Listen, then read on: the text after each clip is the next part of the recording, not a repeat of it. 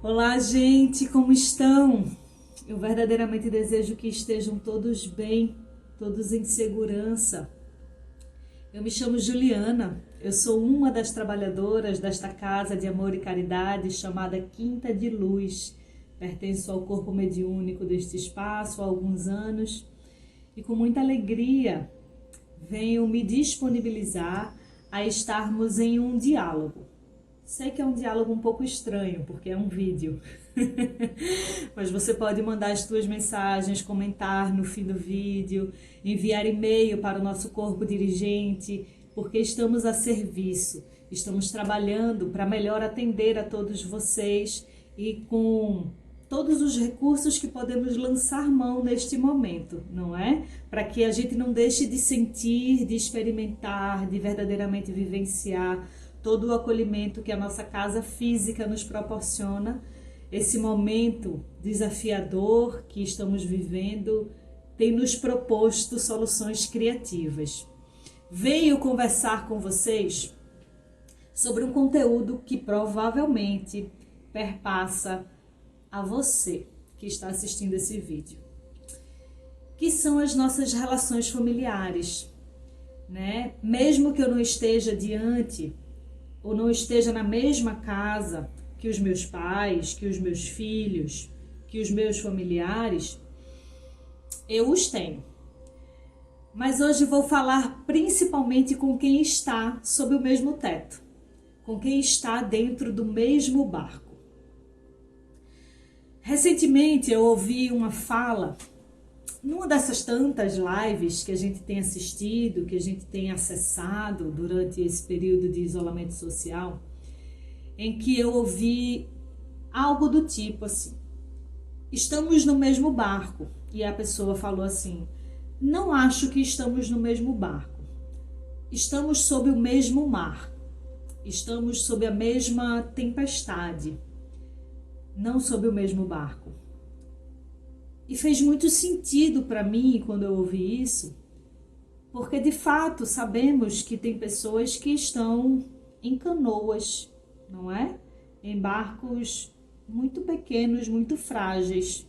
E tem pessoas que estão em embarcações mais robustas, em embarcações mais confortáveis, mais supridas, não é? Então, diante dessa breve metáfora, eu te convido a olhar para como é a tua embarcação. Como está a tua embarcação? Por que eu faço esse convite? Para que possamos pensar juntos o quão privilegiados somos, porque temos uma boa embarcação, não é? Temos um bom teto, temos o alimento, estamos entre as pessoas que amamos, mesmo que diante dos seus conflitos, né? Mesmo que diante dos seus desafios, estamos com os nossos familiares, estamos dentre pessoas que respeitamos, né? Então é importante entendermos que é um privilégio estarmos recolhidos em nossa casa, apesar de todas as inconveniências. E uma vez que eu estou em uma casa, eu vou usar muito essa metáfora da embarcação e vocês vão entender o porquê. Mas uma vez que eu estou em uma casa ou numa mesma embarcação e sou uma adulta, tá? E sou um adulto dentro desta embarcação, eu preciso colaborar com a tranquilidade dos demais, né?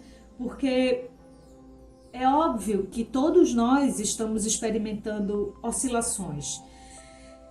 É óbvio que todos nós estamos experimentando ansiedades, medos, inseguranças. Aqui mesmo no perfil da Quinta de Luz tem um vídeo muito amoroso da Júlia em que ela fala sobre esse sentir, não é? E como a gente pode olhar para isso. Então não vai ser muito por onde eu vou caminhar. Mas para concluir esse pensamento, é natural que individualmente cada um de nós esteja experimentando as nossas oscilações, as nossas inquietações, os nossos desconfortos. Mas eu preciso estar consciente disso e entender que eu pertenço a um coletivo. Entender que eu pertenço a uma morada, a uma embarcação e que eu não estou sozinha, né? Então eu preciso respeitar o espaço desse outro. Eu preciso respeitar que esse outro também tem as oscilações deles. Então, vamos aproveitar esse momento em que estamos confinados, em que estamos, eu não gosto muito da palavra confinamento, talvez a palavra recolhimento ou até isolamento social, né, é a que eu tenho mais utilizado. Mas vamos aproveitar esse momento de recolhimento, em que estamos recolhidos em nossos lares, com os nossos familiares, com os nossos próximos, com os nossos iguais, para olharmos para isso, para olharmos para esse sistema, para olharmos para essa rede de afeto que antes disso tudo começar, antes dessa coisa da pandemia começar, a gente não se parava para se olhar, a gente não conseguia fazer refeições no mesmo momento, porque cada um tem a sua dinâmica, as crianças precisam ir para a escola, os adolescentes têm os seus picos de querer ficar isolado no seu quarto, de querer fazer suas coisas, de ter os seus horários de comer diferentes do horário dos adultos. Só que tudo isso está lá no passado. E é importante que a gente olhe para o que a gente tem agora, no presente. E aí, olha só, que tal se aproveitarmos esse momento, né, em que estamos todos sob o mesmo teto, para verificar, para checar, junto à tua família, junto aos teus familiares, a possibilidade ou a viabilidade da introdução de novos hábitos. Aqui também no perfil da Quinta de Luz, você vai ver um vídeo muito legal do Alex Calazans, em que ele traz, né, algumas sugestões e algumas orientações sobre novos hábitos em que a gente pode cuidar melhor de nós individualmente. E aí eu venho chamar vocês para a introdução, ou convidá-los, obviamente, eu não chamo ninguém, mas convidá-los a introdução de hábitos olhando para o coletivo, olhando para os seus sistemas familiares, para as suas famílias, né? E como é que podem ser esses hábitos? A implementação de leituras todos juntos, ler um texto, ler uma poesia, ler o próprio Evangelho no lar. É um momento muito oportuno para que essa família esteja reunida, para que essa família possa se ouvir, se ver, olharem uns nos olhos dos outros, poder ver como é que o outro está verdadeiramente se sentindo, ouvir esse outro, não é? Então, que vocês possam olhar para esses movimentos e para a adicção de novos hábitos junto a esses sistemas familiares, junto a essas relações familiares. Vejam só, hoje, no dia em que eu gravo este vídeo, estou há pouco mais de 70 dias isolada. Então, em 70 dias, todo e qualquer hábito que eu tenha implementado já passou a ser algo natural, espontâneo. Alguns teóricos dizem que bastam 21 dias de repetição, de reforço daquele hábito, e ele passa a ser algo orgânico, passa a ser algo que o nosso corpo aceita com mais tranquilidade. Voltando ao conteúdo que eu trago, né, que eu me proponho a trazer, que é esse das relações familiares, tem um outro ponto que eu acho muito legal da gente observar, uma vez que estamos há pouco mais de 70 dias em uma mesma relação, em um mesmo convívio, em uma rotina de convívio.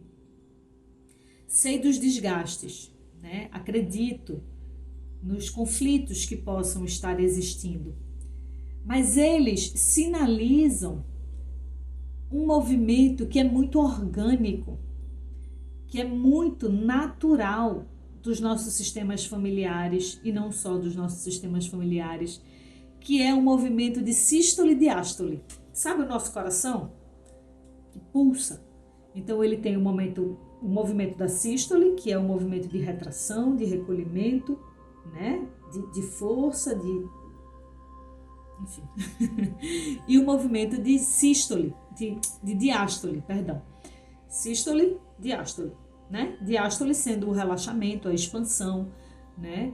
A soltura. E nós também somos assim. Os nossos sistemas familiares também são assim. Vocês já devem ter observado que existem momentos em que está cada um na sua.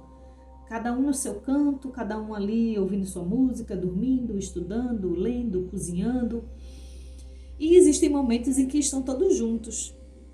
Sejam esses os momentos da refeição, o momento do fim do dia, que todos param para assistir televisão juntos, não sei. Mas que uma vez reconhecendo esse movimento, vocês possam inserir esses novos hábitos. Captaram qual é o convite, qual é a ideia?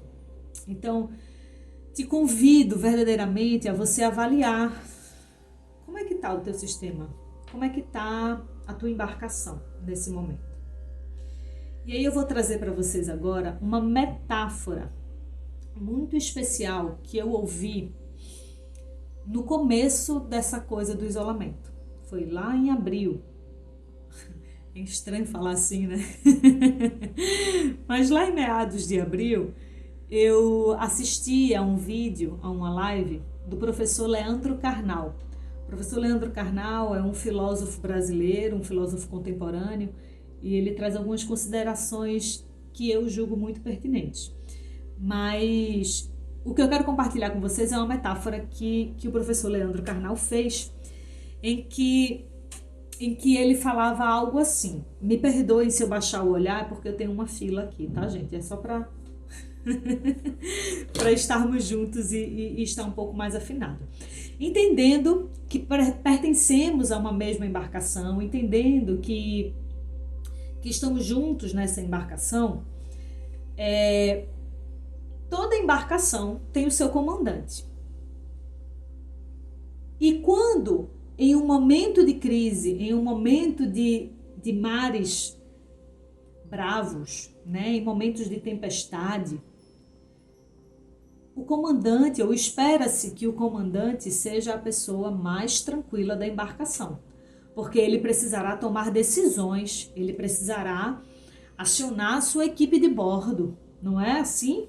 Então, depois do comandante, temos os comissários. Os comissários são outros que também não estão muito autorizados a se desesperarem. Os comissários também precisam estar a serviço da segurança dos passageiros, dos tripulantes.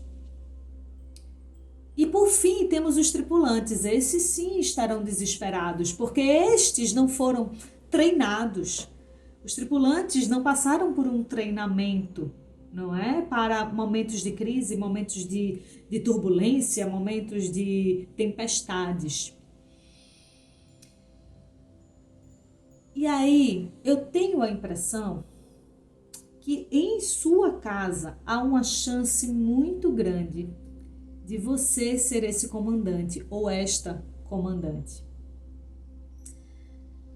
Na menor das hipóteses, ou no mínimo, és um importante comissário ou uma importante comissária desta embarcação, onde a tua responsabilidade é zelar pela segurança dos tripulantes, pela segurança das pessoas que estão nesta embarcação. Então, diante dessa metáfora, é compreensível que um passageiro menor, uma criança, um adolescente, fique um pouco mais nervoso, fique um pouco mais instável, fique um pouco mais inseguro, tenha os seus momentos de birra, porque ele é o tripulante que não foi preparado. Ele é o tripulante que nós, comissários ou comandantes, precisamos amparar, precisamos cuidar. Então, é compreensível, tá? Eu te convido a olhar por essa perspectiva que para mim fez muito sentido, sabe? É compreensível que as crianças, os adolescentes, talvez até os idosos, experimentem uma inquietação, um desconforto. E aí, você sendo o o comandante ou o comissário precisa olhar amorosamente para este, tá bem? Bom, vamos agora para a fase final dessa nossa conversa. Eu reservei o trecho de um capítulo, eu já digo qual, do livro O Evangelho segundo o Espiritismo, tá? Antes disso, antes de eu fazer essa leitura aqui para vocês, eu quero só colocar algo que eu, pessoalmente, acredito muito, vivencio muito. E dentro da minha prática, da minha experiência, inclusive na própria Quinta de Luz, eu sempre ouvi algo dessa ordem, assim. É importante que estejamos sempre muito atentos ao que é que acontece dentro de nós. E em um momento como esse que estamos experimentando, intencionar aquilo que eu desejo é muito potente. Então, que vocês possam afirmar todo dia, ao acordar, ao iniciar o dia, afirma para ti própria, para ti próprio: hoje eu vou fazer desta casa um lugar de bom convívio. Hoje, se eu me desestabilizar, se eu me desorganizar por qualquer motivo que seja, eu vou pedir desculpas e vou fazer de novo. E vou tentar novamente, até conseguir fazer o certo da maneira certa. Entendendo que é isso que já conversamos. Estamos vivendo um momento muito diferente para todos nós. Então experimentem essa afirmação, porque, gente, estabilidade psíquica é uma decisão diária. Diariamente eu preciso decidir que eu estarei bem. É uma escolha. Não vou entrar muito por esta seara. Como falei, é algo que eu acredito e experimento. E faz muito sentido para mim. Te convido se fizer sentido para ti também. Vou aqui tornar o meu olhar para um texto que consta no Evangelho segundo o Espiritismo, da codificação espírita. O capítulo é o capítulo 14, intitulado de Honrai a vosso pai e a vossa mãe. Eu não vou ler o começo do capítulo, eu vou lá para as instruções dos espíritos, onde está intitulado de A Ingratidão dos Filhos e os Laços de Família, tá? É uma mensagem que foi enviada, vamos dizer assim, por Santo Agostinho, tá? Por Santo Agostinho, em Paris, 1862. Eu vou pegar só o trecho final desse texto e eu gostaria que você acompanhasse junto comigo, prestando atenção e avaliando se fez sentido tudo isso que eu trouxe até aqui. Deus não dá as provas acima das forças daquele que as pede. Permite apenas as que podem ser cumpridas. Se não se consegue, não é por falta de possibilidades, mas de vontade. Pois quantos existem que, em vez de resistirem aos maus arrastamentos, neles se comprazem? A esses estão reservados o choro e as lamentações em existências posteriores. Admirais a bondade de Deus, que jamais fecha a porta ao arrependimento. Chega o dia em que o culpado está cansado de sofrer, em que seu orgulho foi enfim dominado. É então que Deus abre os braços paternais para o filho pródigo que se lança aos seus pés. As grandes provas, entendei bem, são quase sempre o indício do fim de um sofrimento e do aperfeiçoamento do espírito, desde que aceitas por amor a Deus. É um momento supremo e é nele, especialmente, que importa não falir, lamentando-se se não quisermos perder a oportunidade e ter de recomeçar. Em vez de vos queixardes, agradecei a Deus que vos oferece a ocasião de vencer, para vos dar o prêmio da vitória. Então, quando saído do turbilhão do mundo terrestre, entrardes no mundo dos espíritos, sereis ali aclamado, como o soldado que saiu vitorioso do centro da batalha. De todas as provas, as mais penosas são as que afetam o coração. Aquele que suporta com coragem a miséria e as privações materiais sucumbe sob o peso das amarguras domésticas, esmagado pela ingratidão dos seus. É pungente esta angústia. Mas o que pode, nessas circunstâncias, reerguer a coragem moral, senão o conhecimento das causas do mal e a certeza de que, se há longos sofrimentos, não há desesperos eternos, pois Deus não pode querer que a sua criatura sofra para sempre. O que há de mais consolador, de mais encorajador do que esse pensamento de que depende de si, de seus próprios esforços, abreviar o sofrimento, destruindo em si as causas do mal. Mas, para isso, é preciso deixar de olhar para a terra e não ver apenas uma única existência. É preciso elevar-se, pairar ao infinito do passado e do futuro, e então a grande justiça de Deus se revelará aos seus olhos. Espere com paciência, porque explicável se lhe torna o que lhe parecia monstruosidades da terra. As ofensas que recebeu não lhe parecem mais do que simples arranhões. Nesse golpe de vista lançado sobre o conjunto, os laços de família aparecem no seu verdadeiro sentido. Não são mais os laços frágeis da matéria que ligam os seus membros, mas os laços duráveis do espírito, que se perpetuam e se consolidam, aperfeiçoando-se em vez de se quebrarem com a reencarnação. Os espíritos cuja semelhança de gostos, identidade do progresso moral e afeição levam a reunir-se, formam famílias. Esses mesmos espíritos, em suas migrações terrestres, buscam-se para agrupar-se como faziam no espaço. Daí nascem as famílias unidas e homogêneas. E se, em suas peregrinações, ficam momentaneamente separados, se encontram mais tarde, felizes com o seu novo progresso.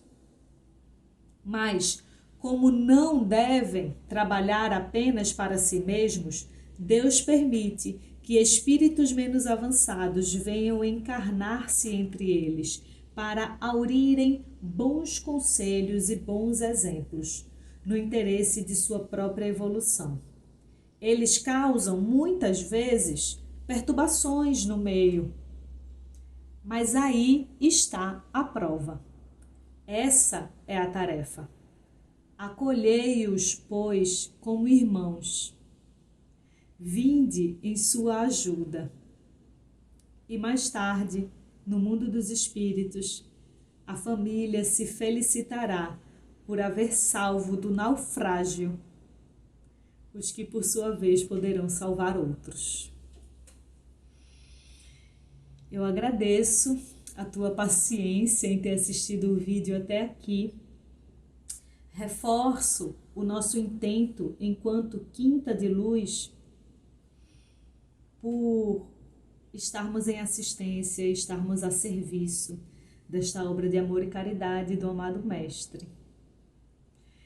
Sigam-nos nas redes sociais, no YouTube, no Instagram, no Facebook, onde mais for possível, porque estaremos trabalhando para reforçarmos o nosso compromisso junto a esta seara. Gratidão.